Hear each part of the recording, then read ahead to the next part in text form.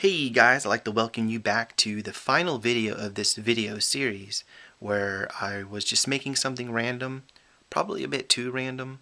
This was just something completely imaginative. I wasn't using any referencing or whatever. In this video I'm going to cut this in half. I'm just going to take it apart. In the last video I asked y'all guys what would you think if I, cut this in half, and y'all were pretty much on the fence about it. So I'm deciding to go ahead and cut this in half. I got two good reasons why. The main reason, the most important reason, is I don't like this sculpture. And that's reason enough, really. You really shouldn't be baking things that you don't like. I don't know, some of y'all might like it, but I don't like it. The other reason is I do believe this would be somewhat educational to be able to get a cross-section view of a polymer clay sculpture, at least in the manner I build them.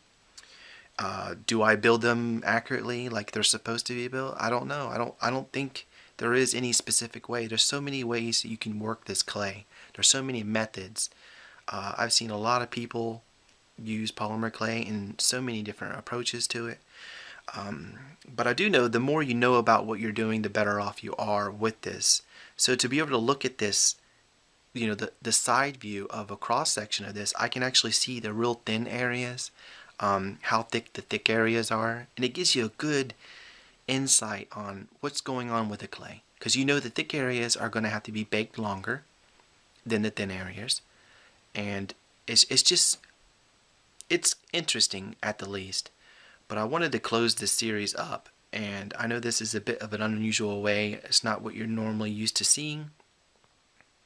But nonetheless, I want to, this is the last thing I had going on of last year, and looking forward to 2015. I've been away for a while. I realize that. I'd like to apologize to you guys. I really miss making videos, and I miss y'all even more. So looking forward to 2015, and I hope I can do like way better than I did last year. A lot more projects, a lot more videos. Pulling this apart was pretty easy. It came apart really easy, and I think a lot of that had to do with that tape. I used tape on the outside of my foil. It's safe to bake tape in your oven. It's fully covered in clay or whatever. I did notice that the tape was extremely sticky. I think it had something to do with the clay. Maybe it did something to the stickiness, but it was really gooey. And you can see right there where I uncovered some of the foil. But I wanted to separate the eye from the sculpture because it's black. Now, technically speaking, you could mix all this together and it wouldn't hurt nothing. But the black will darken up the rest of the gray clay. I didn't really want that. It's just personal preference. I wanted to keep it, gray, because I got actually a lot of this gray clay that I can mix up.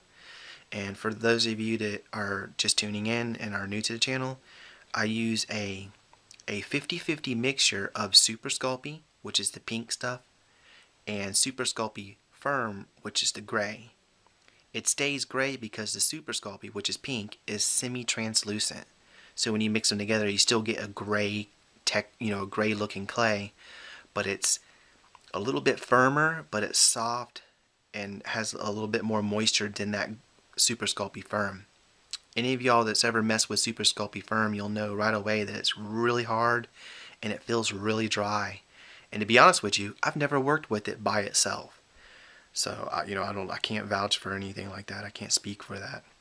But once you get everything separated, you can just flatten it out, cut it up in little sections, then flatten it out again, and then voila, you got a nice functional block of clay ready to go.